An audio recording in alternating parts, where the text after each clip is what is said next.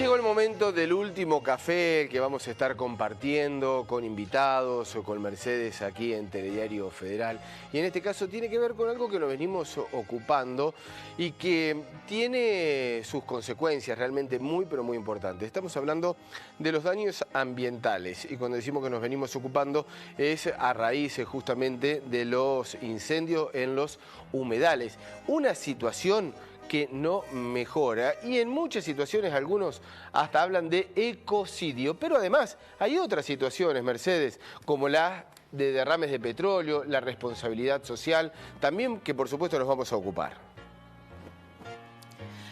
Vamos a darle la bienvenida a quienes van a acompañarnos en este último café.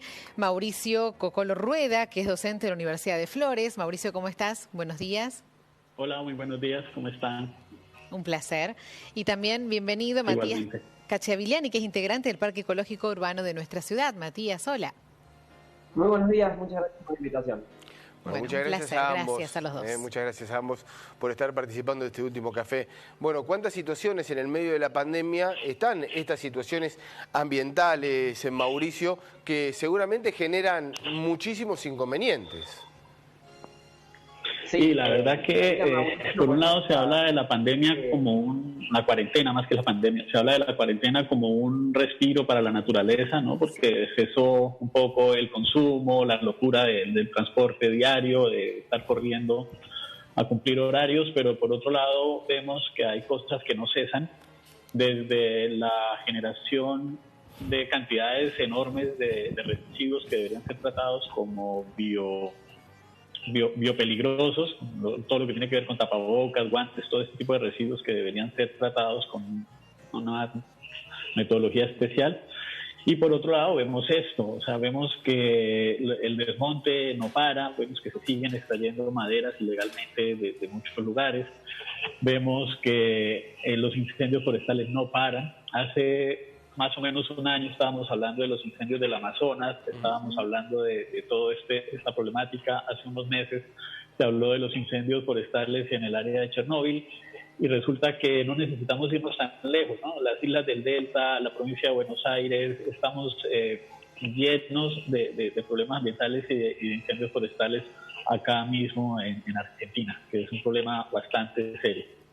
Muy serio. Matías, también te sumamos a la charla, porque sobre todo cuando uno piensa que además en la mayoría de los casos son intencionales, o sea que es responsabilidad del ser humano. Encima, en medio de esta pandemia, este contexto, que el mundo entero está perjudicado y preocupado por este tema, estos problemas también con nuestra naturaleza, ¿no? Con nuestro suelo, que después es imposible revertir también todas las consecuencias que tiene. Sí, así es. Somos responsables de casi el 100% de las cosas que están pasando. Hay un 5% por ahí que no podemos controlar, pero un 95% de cosas que sí. Este derrame de petróleo, por ejemplo, en las Islas Mauricios, es terrible tanto ambientalmente como para las personas, porque las personas ahí viven de la pesca, viven mucho del mar, del turismo. Y un oceanógrafo dijo que aparentemente en 10 años... si las cosas van bien, podría volver todo ese ambiente de coral a ser lo que era. La isla Mauricio está ahí en el Océano Índico y es muy conocida por el pájaro dodo. No sé si reconocen este animalito, un ave que no volaba. Fue extinta por los seres humanos, cazada hasta la muerte. Y otro problema que tiene esta isla es las especies invasoras. Son especies que naturalmente no estaban ahí, pero fueron llevadas por el ser humano y ahora se encuentran en la isla desplazando o extinguiendo las especies nativas que antes estaban en la isla. Mauricio, volviendo a nuestro país, volviendo a estas situaciones que vos bien marcabas, porque tenemos que estar hablando del desmonte, tenemos que estar hablando de los incendios en los humedales, mucho y lo que dijo Mercedes, ¿no? Hay una actuación del hombre allí muy fuerte, inentendible, pero mucho también tiene que ver la política, es decir, estamos actuando políticamente como se debe, están las leyes, las protecciones, y más allá de que estén esas leyes, porque a veces están los controles para hacerlas cumplir, están las penalizaciones para quienes no los cumplan. Pues siempre que ocurren este tipo de incendios, inclusive con los incendios de la Amazonía del año pasado, que se hablaba mucho de la Amazonía, pero había cualquier cantidad de incendios y problemas acá cerca también, siempre se quiere mostrar como que son incendios accidentales, como que las causas fueron naturales, pero llama mucho la atención porque coincide con una serie de espacios donde hay altísima especulación inmobiliaria, por un lado, y por otro, intereses en cuanto a la ampliación de la frontera agrícola, ¿no? Entonces llama la atención que justamente esos espacios, como inclusive, por ejemplo, acá en Buenos Aires, la Reserva Ecológica de Puerto Madero, todo eso también han sido víctimas de incendios forestales. Y llama la atención eso, que justamente se quiere hacer creer, se muestra como que son incendios espontáneos, que no hubo intervención humana, pero después coincide con esto, con zonas que tienen una altísima especulación inmobiliaria. Existen los mecanismos para esto, pero son un poco letra muerta. A mí me parece que independientemente de cuál es la idea política de cada uno, yo no me quiero meter en esa discusión, sí hace falta exigirle al gobierno de turno que haga valer las leyes que van a favor de la protección ambiental. Nosotros no podemos, leyes hay muchas, pero el tema es que no se aplican. Claro. Está la ley de bosques que existe desde hace casi ya 10, 12 años, y está, pero sigue habiendo extracción ilegal maderera de Formosa, de Misiones, y no para. O sea, parece que fue una actividad esencial porque se siguen sacando maderas ilegales. Basta con entrar a páginas por internet y poner madera de quebracho, madera de algarrobo, y sale cualquier cantidad de ofertas, y se sabe que son maderas sacadas explotadas de manera no sostenible. Matías, ¿y la consecuencia para la fauna también, que es importantísima? Sí, la consecuencia de la fauna que nos afecta directamente a nosotros también. También, por ejemplo, claro. Acá en los incendios de las islas del Paraná se encuentra el ciervo de los pantanos, que es uno de los ciervos más grandes de Sudamérica. También hay carpinchos. Y quiero hacer hincapié un poco en lo que perdemos nosotros, que son los servicios ecosistémicos. O sea, por ejemplo, en las deltas del Paraná hay muchas serpientes, que las serpientes se alimentan de ratones. Y los ratones, como sabemos, transmiten enfermedades a las personas. Entonces, las serpientes por ahí no pueden escapar mucho de los incendios, se queman, y algunos ratones sí escapan y van directamente a las ciudades o a lugares donde no haya fuego, que normalmente ahí estamos nosotros. Entonces perdemos el servicio ecosistémico del control biológico de las serpientes que hacen para con los roedores. Entonces está bueno sentirnos parte del ecosistema, saber que nos afecta directamente a nosotros también la pérdida de biodiversidad. Mauricio, ¿el tema del ecocidio es una exageración? Y no, yo estoy totalmente de acuerdo con Matías. Resulta que la naturaleza tiene unos ciclos y, a ver, el tema de quemar el suelo es algo que no es nuevo. Eso es algo que se utilizaba los antiguos europeos, los irlandeses, los ingleses usaban esta técnica de quemar el suelo. Cuando yo estoy quemando el suelo, a ver, ¿cómo lo explicamos? La combustión es un proceso muy acelerado de oxidación de materia orgánica. Entonces, a partir de ahí se están liberando nutrientes que se liberan de una manera muy rápida, muy efectiva, y quedan disponibles para una cosecha.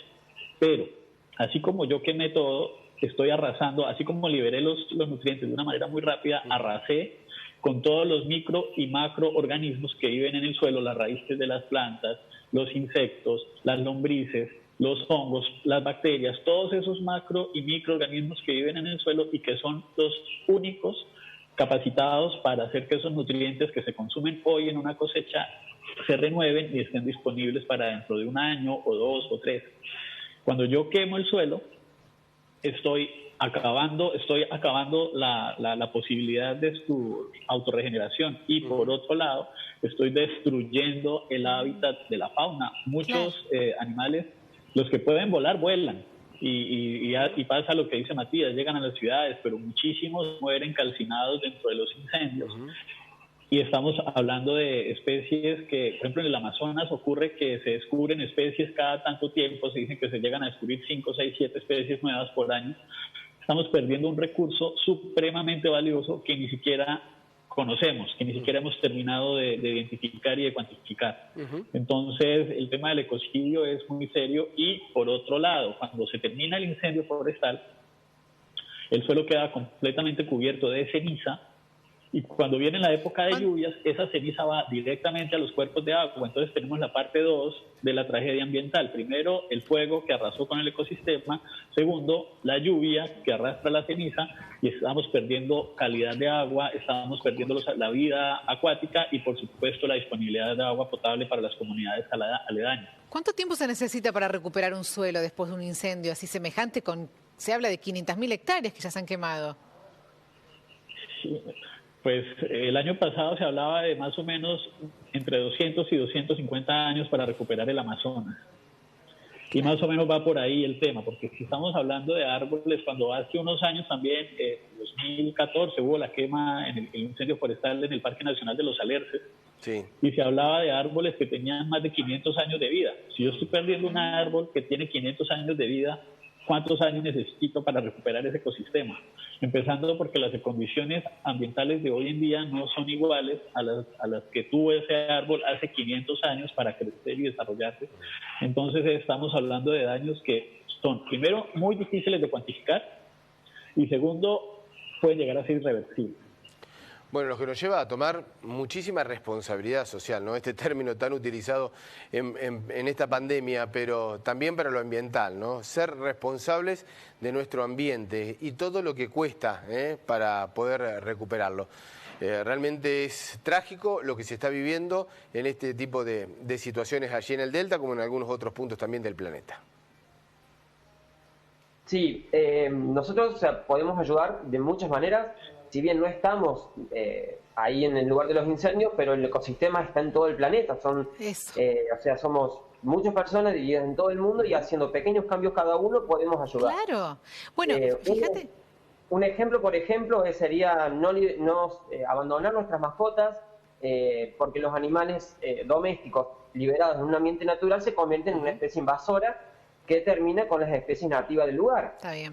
Por ejemplo, a nuestros gatos podemos ponerles un collar con un cascabel para que cuando el gato vaya a cazar el pajarito, el cascabel le haga ruido y el pajarito salga volando, y así protegemos y podemos convivir todos juntos.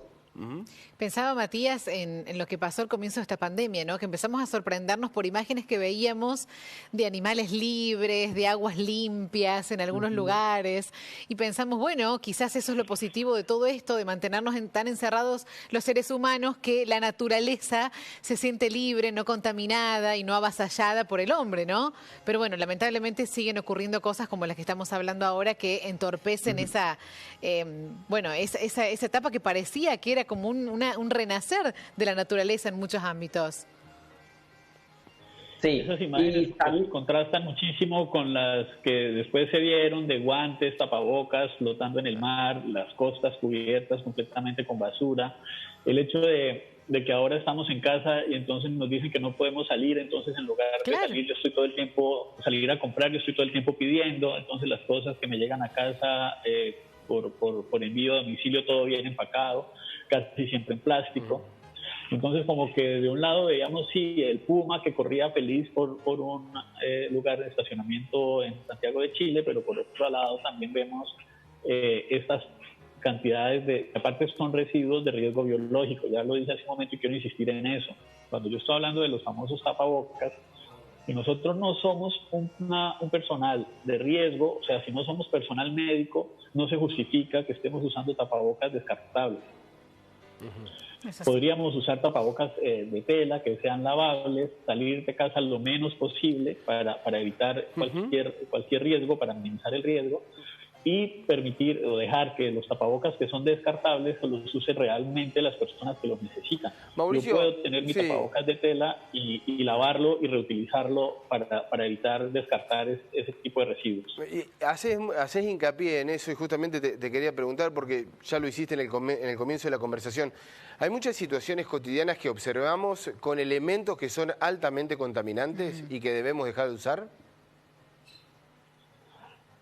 Montones, o sea, desde los plásticos de un solo uso, desde el cafecito en el vaso de telgopor, desde el tema de cómo estoy gestionando yo los residuos. Yo quiero invitar a la gente a que se sume, por ejemplo, a iniciativas como el compostaje domiciliario, como la renaturalización de espacios verdes con especies nativas desde donde nos estén viendo. Yo ahora estoy en Capital Federal, así que yo me dedico a recolectar semillas y a y a producir plantas que son nativas de esta zona, digamos, de la provincia de Buenos Aires. Ustedes están en Córdoba, tendrían que hacer lo propio, pero con especies de allá, y empezar a darle siempre prioridad a estas especies por encima de cualquier otra, no tanto porque sean bonitas o no, o sea, el gusto es algo muy subjetivo. Claro. De repente aparece la gente que dice que le gustan los pinares o que es lindo el olor del eucalipto, pero estas especies no tienen un valor ecosistémico.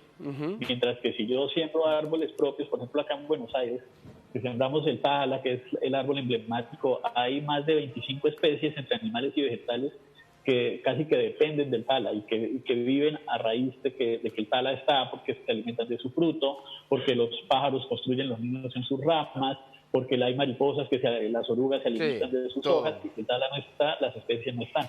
Exactamente.